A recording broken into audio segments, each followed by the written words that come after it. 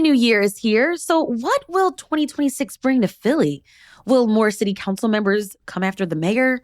Will AI take over Southwest Philly? Will more new and unique cheesesteak spots open? It's Tuesday, January 6th. I'm Trenae Nuri, and here are our predictions for 2026.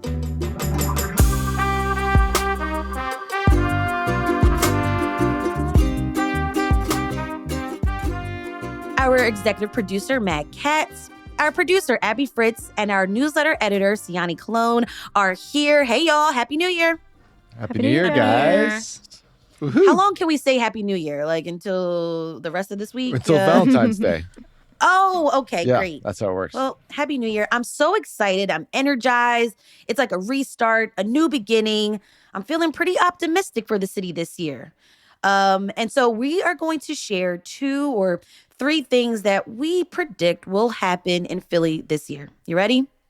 I'm ready. You know, I'm not good at predictions, so I just let my imagination flow. What images are your imagination leading you to? What do you see, Matt? Follow your intuition. The clouds parting for this vision. My my head, when there's nothing else going on in my head, it always goes to local politics. And Trenae, you know I like the drama when it comes to local politics. So all I could think about when I was wondering about 2026 is what drama awaits us in the political circles of Philadelphia and Pennsylvania. So I am brimming with political predictions. This is what's going to happen. You ready? The honeymoon between the mayor and the city council, where, you know, for the last couple of years, they barely criticized each other and decisions on like big things were mostly unanimous. That ends this year. You're going to have... Honeymoon period is over. Yeah, the honeymoon is over, baby. I mean, it took a long time. 2 years is pretty good. But, you know, I think that ends. You're going to have, like, progressives on council, like Rue Landau, and then 2 council members who aren't even Democrats, the Working Families Party members, Kendra Brooks and Nick O'Rourke. They've already had some, you know, ideological differences with the mayor. They're going to start to go after her a little more vocally, a little more publicly. And then you're going to have some council members with political ambitions. Council member Isaiah Thomas. I think you're going to see all of these people criticize, critique the mayor much more often than they have in the past. And I think Council President Kenyatta Johnson, who's been super tight with the mayor, he's going to stay with his people in council and side with them. And then there's just overall going to be more tension between city council and the mayor. And we got a hint of this at the end of the year in 2025 when the mayor's big proposal on building and restoring 30,000 units of housing, which is something that's going to continue throughout her term, this issue.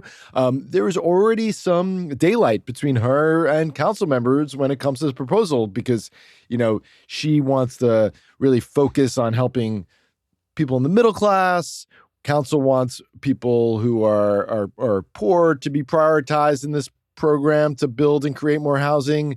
And I think city council's just affinity is more with those who have almost nothing compared to the mayor, who's more looking to support those who have a little more and to stabilize that middle class first. I mean, it's just kind of an ideological difference. And I think that's going to blow wide open. And this is going to affect a whole range of issues that the city is debating. And the result of that is going to build the profile of the guy I mentioned before, Councilmember Isaiah Thomas. I think he's going to be like on the vanguard of the opposition to the mayor on council. And that is relevant because, and stay with me here, over in Congress, we're going to go to D.C. real quick, Democratic Senator John Fetterman is going to quit the Senate. Yeah. You heard it here That's first. your prediction. Okay. Yeah. He got tired of not voting. Yeah. A, he doesn't seem to like the job very much. And B, Democrats have been mean to him over his bromance with the Republicans and Fox News and Trump. And he's going to be pissed off about that. And he's going to quit in a huff. And that means that Democratic Pennsylvania Governor Shapiro will have to make an appointment to fill Fetterman's seat in the Senate. And he will appoint somebody who has been critical of Fetterman, a Democrat who's been critical of Fetterman, and that calls to mind Philadelphia's own Congressman Brendan Boyle. So Shapiro will appoint Boyle to the Senate to fill Fetterman's seat. And why Boyle? Because he's in one of the most solidly blue congressional districts in the country. And that means that whoever replaces Boyle in Congress will most likely be a Democrat. So the Democrats won't lose a seat in Congress based on this appointment. So that'll be Shapiro's calculation there. Okay, so what's the connection with Councilmember Thomas? Yeah, because Thomas is going to run for Boyle's seat. Oh, okay. Because Thomas last year, when we sat down and spoke with him, talked about that proposal that you don't have to resign your seat in city government if you have other ambitions. Right. And I did ask him though. I did ask him. I said, "Well, is it because you trying to tell me something?" And he's like, "No." But well, at the time that you asked Councilmember Thomas about this bill that is still a pending proposal, that is, you do not have to resign your seat on city council if you want to run for another office. We thought it was because he might want to run for mayor, but then that bill has since changed, and it looks like the final version of it will mean you still have to resign if you want to run for mayor, but you don't have to resign if you want to run for another office. And that's what made me think that he might be the right person who will try to run for Brendan Boyle's seat after Boyle gets appointed to the Senate. Oh, and this is the other thing. This is my other prediction. Thomas will build his profile to run for that congressional seat after he gets arrested by federal agents when Trump sends troops to Philly. And why does Trump send troops to Philly? And this is the good news. You know, it doesn't sound like good news, but this is the good news. No, I'm like, what do you mean? yeah, I was like, what? I don't think that sounds good. Trump sends the National Guard to Philly after he sees a viral video on Fox News of things burning on Cottman Avenue, and he says it's Armageddon, when in fact it was just Eagles fans celebrating after we win another Super Bowl. I'm not sure about that last part, but I'm with you for the other parts. Did you not think it's possible that Trump sees a video of things burning in Philly, and that things burning in Philly is just because we're celebrating, and then Trump says it's because, in fact, it's just Armageddon there? Don't you think that's possible? If they win. Is it possible? Yes. Will it happen? No. Yeah, I mean, I think too, I feel like Trump, you know, with all of the celebrations happening this year, and with how Mayor Sherrell Parker has been kind of, you know, not really going against him publicly. Right. It doesn't seem like he's got eyes so on no us, troops. So. You say no troops, no So I National say Guard no troops. deployed in Philly this year. But go Birds, and we do win the Super Bowl. All of right. course. Okay. And speaking of sports, I've got some sports predictions. Ooh, Abby's sports predictions. I would not have predicted Abby would have had the sports Why not? predictions. In 2025, Abby did a great profile That's about true. her rugby you. team. So I'm ready to hear these predictions. Well, you're an athlete as well. I was going to say she's Yes. our resident athlete, but you're also I shouldn't I'm say a that. coach. You are a coach. Yes, we got a coach, we got an athlete, and I do want to talk about women's sports. So I think this is perfect. And like, you know, we have the world's eye this year, and I think like I'm seeing dollar signs, I'm seeing deals. Philly is like booked, blessed, and busy this year, and I think a lot of people are going to notice it. And particularly, I think women's sports teams and expansion teams are going to notice it. We already are getting a WNBA team. Unrivaled is in Philly this month. That's a 3v3 basketball tournament that usually happens in Florida. And actually, Philly is the first place outside of Florida that they're hosting a game. So it's a big deal. And we had Philly's first women's sports bar open this year. So I think we're having a women's sports moment.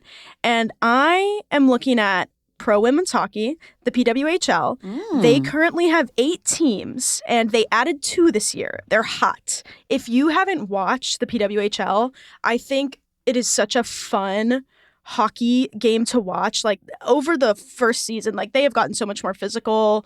There's so many fun storylines to follow. There's so many like there was a video that came out from a game a couple weeks ago where like there's like a brawl happening with like most of the team after the game, and then like the goalie and one of the other players are just hugging each other, like watching the brawl happen. And I was like, yeah, I love this. This is the content I'm looking for. And they want to expand 4 more cities. They're announcing in 2026 the 4 new cities they want to expand to for future seasons. So probably like a 2027, 2028 launch. And I think Philly is going to get a PWHL expansion team. And that is my guess because we have all of this wonderful women's sports already coming to Philly. We're hosting the World this year. And then on top of that, I'm sorry, we need someone other than the Flyers to root for. They have not been doing the best. I'm going to be honest. We haven't been making it all the way for the past couple of years. So let's give them some competition. Let's get some girlies in here to motivate them to step up their game. I love it. Okay, well, who's going to be the mascot, or what will the team name be? That's what I was going to ask. The team name. What do you think?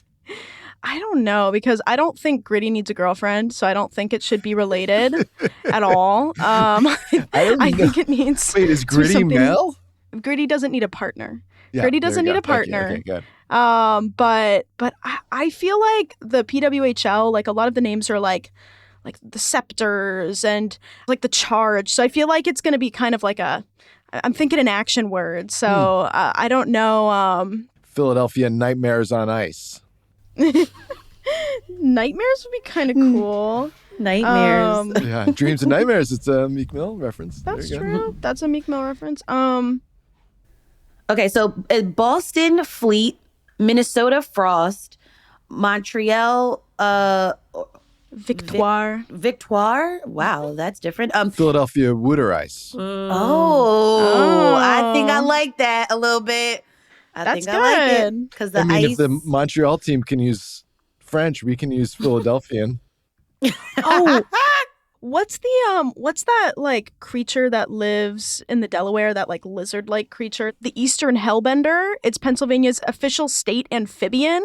They're really good for the environment, and that's kind of a cool name. Philly the Hellbenders. Totally cool. Philly Hellbenders. I like it. Awesome. Okay. Remember last year when I did the announcing for the could be WNBA team in Philly? Mm-hmm. So here we go, folks. It's the Philadelphia Hellbenders.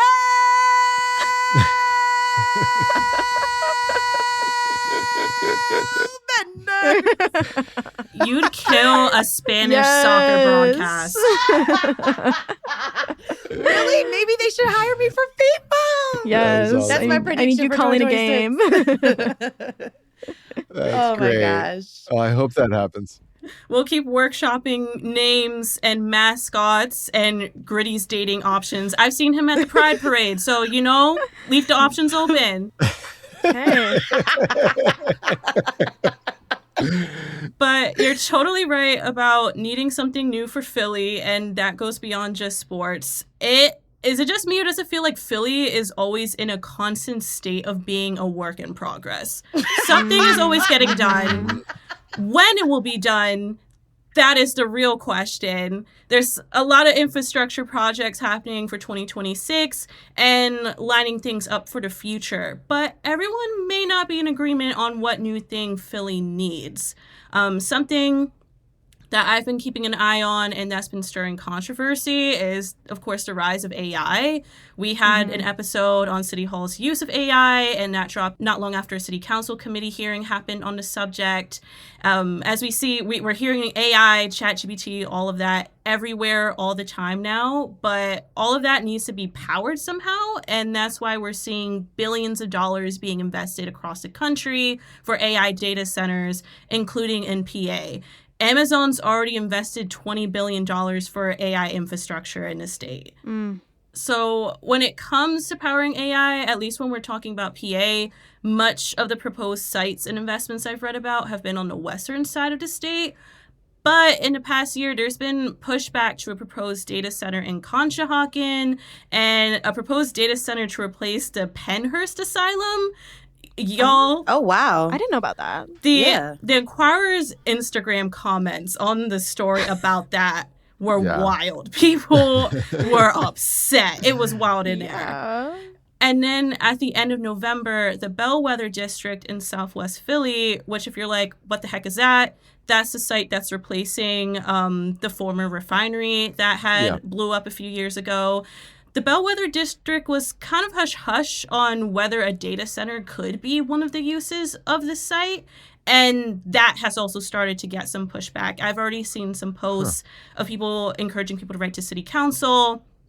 Some of the criticism about these centers has a lot to do with energy consumption because the servers use a lot of electricity and need water to cool them down. So with all that usage, it's a question of how much utility costs for us will rise. We are already seeing our electric and water bills going up in Philly and PA. So I think this is just a start, and we're going to see more proposed sites and more pushback encroach in our area throughout 2026. And all eyes should be on this district, not just for the possibility of a data center, but in general for how the site will be used and if it lives up to the promises to nearby residents. Right. And speaking of nearby residents, even with the former refinery site, there was always a concern about environmental justice in South Philly, Southwest Philly, that has also spurred a lot of controversy over the years. So if there is a move to increase these data centers in our neighborhoods, we definitely need to keep an eye out on the environmental impacts as well. Absolutely. Well, y'all went pretty deep with your predictions. I'm going to lighten it up a little bit. I predict that there will be more cheesesteak shops that open. And the reason why I say that is because we have to feed the world in a few months. There's going to be so many people buzzing around in this city. And I think there's going to be more cheesesteak options opening. And in 2025, we got Skinny Joey's cheesesteak, which opened around March from Joey Merlino in South Philly, Bob's Steak and Hoagie up in North Philly, and Carter's Steaks in Chinatown on Ray Street. And not only will there be more cheesesteak shops opening, but I believe that the average price of a cheesesteak is also going to increase. Cheesesteaks in like 2025 were about $15, $17, and that's not with French fries, okay, or a drink. That's just with the steak sandwich. I predict that the prices are going to be closer to $18 and $20 for the sandwich. Already, Carter's is about $19, and then for their regular, straight up steak sandwich. And then if you get chicken or if you remix it with like salmon or something like that, a different type of meat, I think it's going to drive up the prices even more. I think people are going to be looking for economic opportunities and really trying to capitalize off the tourism that's going to be happening in just a few months. That's interesting. Economic opportunities. Vegans, this is your time. We are not paying for this expensive meat anymore. Rise up. I'm sorry, I can't do it. Give me the real cheese, give me the real bread, the real everything, the real meats. But yeah, those are my predictions. All right, when we come back, we've got even more predictions for 2026.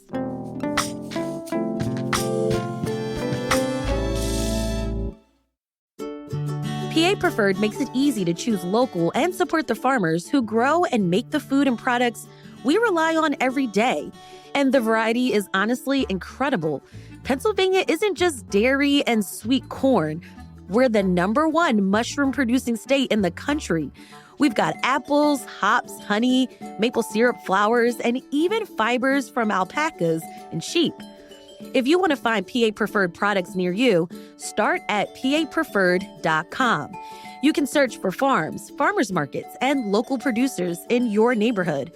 And with the 2026 Pennsylvania Farm Show coming up in January, it's the perfect time to explore everything our agriculture community has to offer.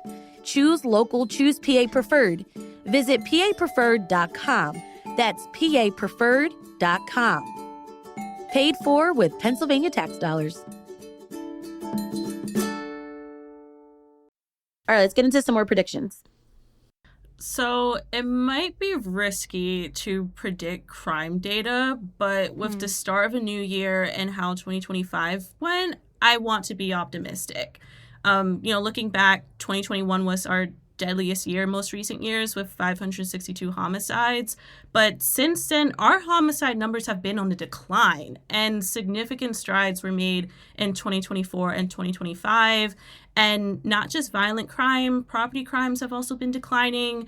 We obviously want the number to be 0 all around, but I think we should be proud of the progress we have made. And my hope and prediction for 2026 is that we continue this downward trend. Yes.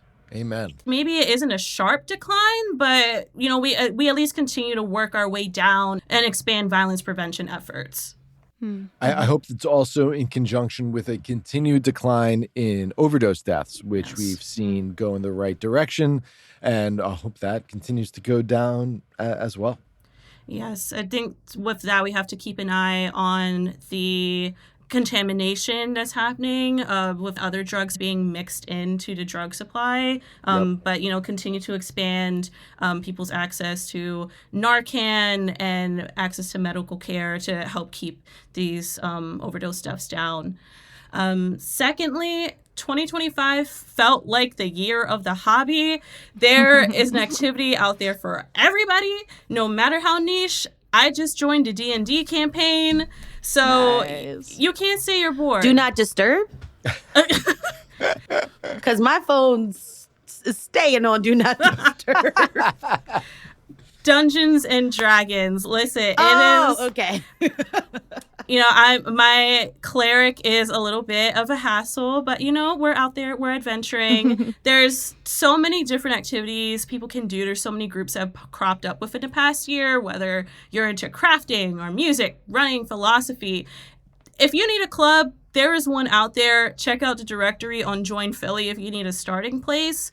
But I think this trend will continue into 2026, and Philadelphians will therefore find a place of belonging.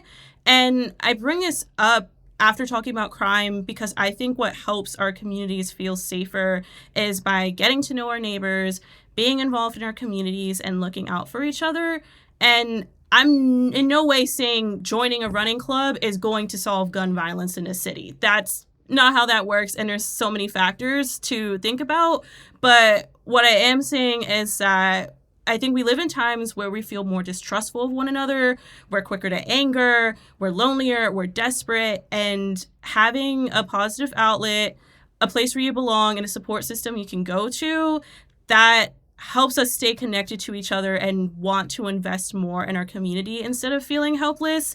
And it may sound really hokey, but I don't care because this is something we really need. And I think we need more hokiness and optimism going into this new year with everything we've experienced in the past few years. So I predict Philly will take more pride in where we live and make more of an effort to get to know each other. And hopefully that translates into looking out for each other more and reach people before it's too late.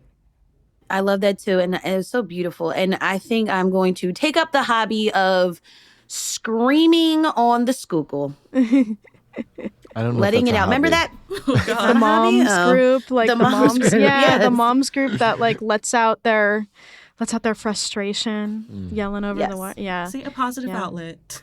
there we go. Yeah, I agree, Siani. I think that's a great note. And I think this is, while we have so many visitors coming to Philly this year, I think it's a good time to think about the type of example we want to give to people coming. Like this is our city and we want to take care of it and we want to take care of each other and we expect anybody who comes to do the same. And I'm also thinking about that in terms of Michelin, which came to Philly last year. We had our Michelin debut, and I am predicting, which I mentioned this a little bit in the full episode we did about the results, but I think we have a lot of newcomers that are going to be coming to Philadelphia to start new restaurants with this kind of new eye that we have on the city's food and culinary scene. And You know, I voiced this before, but I'm a little hesitant about how I think this will play out. But I think it's coming, regardless of how I feel about it. There was already people coming from other cities to open up restaurants in Philly. I mean, when we went to the Philly Mag event last year, we got to try uchi, good. which is Have you been? No, I just remember those samples. Oh, just from the It was yeah. really I good. still have the gift card. The gift card, yeah, I know. We gotta go. We should go for a team lunch or something because it's open now in Rittenhouse. And they have restaurant outlets in Austin, Miami, and LA. Luscious Dumplings opened actually in 2024, which had a Bib Gourmand nod, which is another award that Michelin gives for their location in Los Angeles, and then they expanded afterwards to Philly. And then we've got some newcomers this year already that are going to be opening in the next couple of weeks from New York. I'm thinking about Pig and Cow, which is going to be in Fishtown. Pig and Cow opens in Fishtown. That's funny. That is funny. Chef Lee Cohn is known for her showing on Top Chef. She's worked in Michelin-rated restaurants in the past. And I'm actually really excited to try this restaurant. I've heard it's really incredible, the one in Manhattan that they have right now, but they're coming to Fishtown. And I think we are going to see more announcements throughout this year about James Beard-nominated chefs and Michelin-recognized restaurants expanding to Philly. In particular, I'm going to make a prediction that we're going to have a farm-to-table renaissance. And I say that because Pietramala got the Green Star from Michelin, which recognizes like sustainability and eco-conscious practices. And I think some like-minded people might realize like, oh, like Philly is so close to all these incredible farms and like rural PA. We produce so much food. We did an episode a while back about cheese in Philly, and we found out we have more than 5,000 dairy farms in Pennsylvania. And there's a local creamery based in Philadelphia proper, Perry Said Dairy. So, I mean, I would love to see some restaurants open if you're from out of town and you want to support our local farmers and our local economy by featuring all of those ingredients on your menu. I think that's a great way to give back to a community you're coming into, and I hope to see some really incredible food come out of it. And we're already starting to see some inklings of that with the bar scene, like the episode about a farm to drink. So Exactly. I'm going to raise you another prediction in the food scene. I feel like there is going to be an increase of chefs that have really beautiful stories of how they came to Philadelphia and their stories about how their families came to Philadelphia, and a lot of like international cuisine. Because we're going to have to feed the world in a few months, and I'm not sure if everyone's going to be down for a cheesesteak. I feel like they will be, but they're also looking for other stuff, other comforts that they are familiar with, and I think that we'll see more pop-ups and more cultural diversity in our food scene. I love that. Up next, some more 2026 predictions after the break.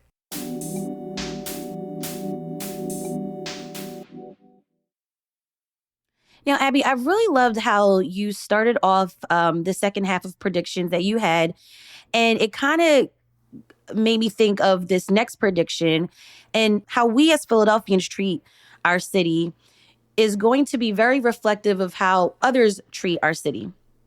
So for years, when we think of Philly sports and we think of the fans and it's like all this madness, and Philly sports fans are so like over the top, they're climbing poles, all sorts of things. And, we kind of have like this bad rap, bad reputation. But I feel like we're going to change that perspective. And what Siani said about pride, about city pride and taking care of our city, I think we are going to see that reflection in our streets. For so many years, our streets have been so dangerous for drivers, for pedestrians, for cyclists.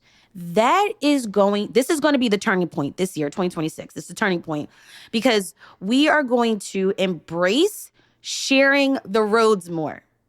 So last year, the city released Vision Zero 2030, which is a really expansive plan to make streets safer. So more speed bumps or those speed cushions, more protected bike lanes, more speed cameras.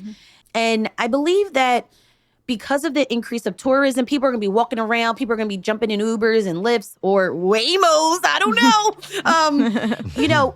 Traffic safety is going to be super, super important. We are going to reduce traffic deaths, serious injuries in our streets. And even for me, I gotta look within. I've slowed down a lot. And just in general, I am more cautious. It's probably because I'm having these conversations with activists and I'm keeping my eyes open and my ears open to these issues now. But I do not think, I predict that parking will not get better. In fact, it's going to get worse because I'm still circling my block at night for parking and I still see cars parking in the crosswalk because we're just so desperate to find a spot. But I predict that when we're traveling on streets, that will be safer. I hope so. That is wonderful. Matt, what are your predictions? Well, I think the mayor is going to repeat the mistake that made her infamous in this town, which was, like, if you ask an average... misspelling the Eagles. Exactly right. Like, all my kids' friends know about the mayor seems to be that she couldn't spell Eagles correctly. So I think when the Flyers make it to the Stanley Cup Finals and she runs a rally for the Flyers with Gritty and everything, she's going to misspell the Flyers. Because that's actually... How's she going to spell it? With an I instead of a Y. That's my prediction. Like a flyer. Because that's actually kind of a tricky word because you could spell it two different ways. F-L-I-E-R-S. That's funny. That's funny. And then we're going to end up losing the Stanley Cup Finals to the Dallas Stars. And that's going to suck because it's Dallas and we don't like Dallas sports teams. On that note, with my sports prediction, at the end of 2025, the Phillies re-signed Kyle Schwarber. So my delusional prediction is we're going to get 500 Schwarbombs at Citizens Bank. Just keep them coming. Keep them coming. Wow. 500 in a single season? Yes, just keep going. My realistic prediction is the Phillies will win the NL East once again, but lose in NLDS once again. Please, God, prove me wrong, but in a good way. And if anyone gets mad at me for being slightly pessimistic, look what we've been dealing with, number one. Number two, I will still be at that stadium this year, so don't get it twisted. Siani, that's so funny. Every year when I get together with some of my friends, and it might be my birthday, I actually have everyone around the table go around and say something positive about themselves or something that they're looking forward to for themselves, like a personal goal. So let's go around and say a personal goal that we want to do for 2026. Abby. I want to try Scrapple. Ooh. How do people feel about that? I know that's a controversial. I can't yuck the yum. You gotta try it. But it's so regional. It's a Pennsylvania Dutch dish, and I love it because it's sustainable. It uses the whole animal. You can throw a lot of things that you don't eat otherwise into Scrapple, and I've tried a couple that taste pretty good. So I wanna try ones that are made from scratch in Philly Scrapple options. The other day I went to Salome's, which was recommended by our food contributor, Alicia Miranda. It's a cute little diner over in Fishtown, and they had fish Scrapple. Oh. So it's instead of using because usually Scrapple is like pork scraps and trimmings and the heart and liver and things like that. This was fish. It was whitefish. And I didn't try it, but I'm going to go back and try it. And then I want to go to a bunch of other places and try Scrapple. I've had Scrapple before at have any of you been to Texas Wieners? Never even heard of it. Over in West. It's No. It's another like you can't sit in there anymore and dine, but it's a little takeout breakfast spot, diner spot. Really good Scrapple. I would not have guessed that this little spot would have it. But anyway, so I'm interested. I've tried a couple. I'm willing to do it. I think it would be a fun adventure this year. Good luck. Matt, what is your goal for 2026? I want to explore dining more with my kids. My kids and I have been hitting up Pho 75 recently for some Vietnamese food. And I just love going out to dinner with my kids. And I think I'm just going to drag them along to more spots. We do like to explore together and talk about the waiter together and try new stuff together. And particularly, I would be really interested in dragging them up to Northeast Philly, which has all kinds of interesting cuisine going on. There's a restaurant that Craig LeBen reviewed in the Inquirer recently called Ginger that I am very curious to check out. So I want to explore the world via cuisine within the borders of Philadelphia with my kids more and more this year. And Northeast has great diners too. If you're looking for some diner food to take them, cheap diner, cheap pancakes, Siani, what about you? What is your goal for 2026? I want to dance. My goal for next year is really just to get out there, be comfortable in myself and my body, and just move. And I think dancing is a really fun way to do that.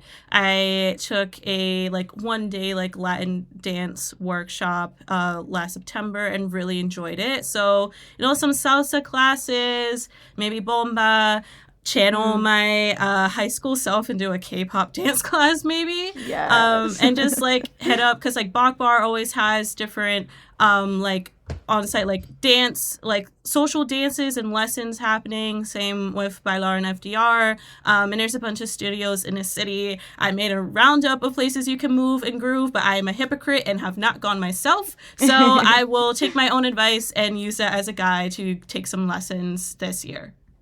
I actually might join you. Yeah, I was going to say, I'll go to the free cumbia classes with you that I mentioned a couple months back. Yeah. I am going to join Siani on that adventure, but I also want to volunteer more. I want to take these headphones off, go out more in the city, and I think I want to volunteer at community gardens, and I want to read books to kids. I just want to give back a little bit more to my city. My city has given so much to me. I want to give more to it. Absolutely. All right, y'all. Thank you for joining me for this episode of the 2026 predictions. Thanks, guys. Happy New Year. Manifesting a great year for all of us, guys. I will see y'all at the watch parties in Northeast Philly for Team Brazil. Nice.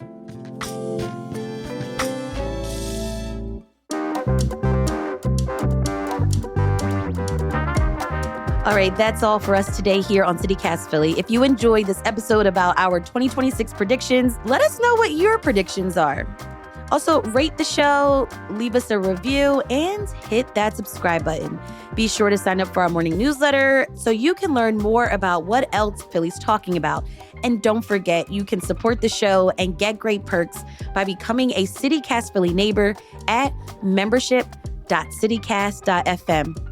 We'll be back tomorrow morning with more news from around the city. Bye.